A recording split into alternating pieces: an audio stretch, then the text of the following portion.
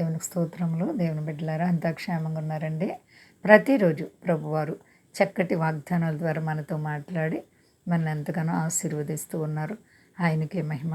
అందరూ కూడా దైవాశీర్వాదాలు పొందాలని నిత్యము ప్రార్థిస్తున్నాం. అంతా క్షేమంగా ఉన్నారండి. ఈరోజు దేవుని వాగ్దానం ప్రసంగి 7:8 కార్యారంభము కంటే కార్యాంతము మేలు, అహంకారము గలవాని కంటే శాంతము గలవాడు శ్రేష్ఠుడు. దేవుడి గొప్ప వాగ్దానం మన జీవితాల్లో నెరవేర్చునుగాక. ఎంత గొప్ప దేవుడో చూడండి. కార్య ఆరంభము కంటే కార్య అంతము మేలు. ఏండి, క్రైస్తవ బిడ్డలు చాలామంది మొదటి దినాల్లో ఎంతో భక్తిగా ఆత్మీయంగా ఎంతో పరుగులు పెట్టేసి దేవుడంటే ఎంతో సంతోషంగా సన్నిధికి పరుగులాడుతూ ఉంటారు మొదటి దినాల్లో. తర్వాత నెమ్మదిగా ఆత్మీయ జీవితాన్ని కోల్పోతూ ఉంటారు. ఆత్మ ఆరంభము కంటే అంతం మేలు. నీ భక్తి ఇంకా రోజు రోజుకి పెరగాలి, అభివృద్ధి పొందాలి. ఏండి, చూడండి ఎంత గొప్ప దేవుడో దేవుని వాగ్దానం. అహంకారము గలవాని కంటే శాంతము గలవాడు శ్రేష్ఠుడంట. అహంకార హృదయం దేవుడు వాణిని ఇష్టపడరంట. మనల్ని మనం తగ్గించుకోవాలి. అహంకారం అంటే అంతరాత్మలో గర్వం అన్నమాట. అలాంటి స్వభావం గలవారిని దేవుడు ఎంత మాత్రం ఇష్టపడరు. కార్య ఆరంభం కంటే కార్య అంతం ఎంతో మేలంట. చేయండి, ఎంతోమంది భక్తులు మొదటి దినాల్లో భక్తిలో చాలా శ్రేష్టమైన వారుగా ఉండి తర్వాత తగ్గిపోయిన వారు ఉన్నారు. నిజంగా చాలామంది జీవితాల్లో ఆత్మీయ భయభక్తులు తగ్గిపోతూ ఉంటాయి. ఏండి, మరి యోబున్నారంటే కార్య ఆరంభం కంటే కార్య అంతం మేలైపోయింది ఆయన జీవితంలో.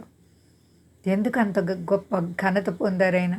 సంసోన్ ఉన్నారంటే కార్యారంభంలో చాలా బాగున్నారు, అంతంలో ఆత్మీయంగా మొత్తం పడిపోయారు.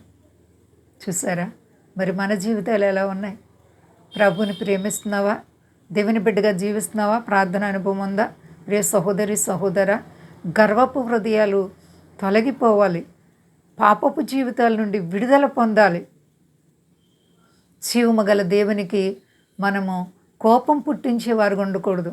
జీవము గల దేవుని మనము ఎంతో మరి సంతోషపరచాలి.